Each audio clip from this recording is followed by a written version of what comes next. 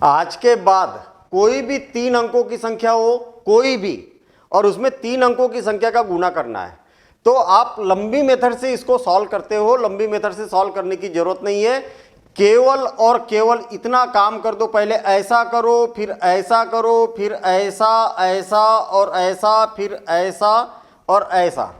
केवल इतना करोगे तो आपका आंसर आ जाएगा कुछ ही सेकंड में, और वो भी कैलकुलेटर से फास्ट। आप करके देखना, थोड़ी सी प्रैक्टिस करेंगे, कैलकुलेटर से फास्ट आपकी स्पीड हो जाएगी। देखिए हमने क्या बोला कि केवल ऐसा करोगे तो इसका आंसर आ जाएगा। सबसे पहला काम क्या करना है, ये ऐसा काम करना है, मतलब इनका दोनों का आपस में गुना करना है। 5 दूनी 10, हासिल आया 1। इसके बाद में ऐसा काम करना है, ऐसा काम करना है, मतलब इसका इसमें गुना करना है। 3 दूनी 6 और 5 25, 25 और 6 31, 31 और 1 32 के 2 बच गया 3।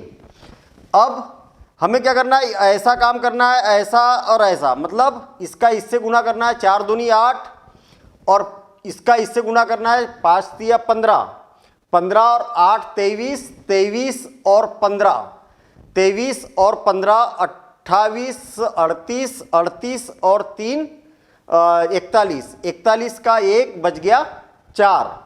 अब इसके बाद में ये और ये काम करना है, इसका मतलब पहले ये काम करो। 5 चौक 20 और 3 तिया 9, 29 और 4 33, 33 के 3 बच गया 3। और फिर उसके बाद में ये काम करो, यानी कि आपको इसका इससे गुना करना है, तो 4 तिया 12 और 3 15। और आप कैलकुलेटर से चेक कर लो या नॉर्मल कैलकुलेशन से चेक कर लो, यही इसका आंसर होगा। तो कैसी लगी टेक्निक, केवल इतना काम करेंगे हमारा आंसर तैयार, विदाउट रफ वर्क। अब आप बोलोगे कि सर आपने यहाँ पर रफ वर्क किया, ये केवल टेक्निक समझने के लिए रफ वर्क किया, हमने तो डायरेक्ट आंसर यहाँ पर लिखना चालू कर दिया।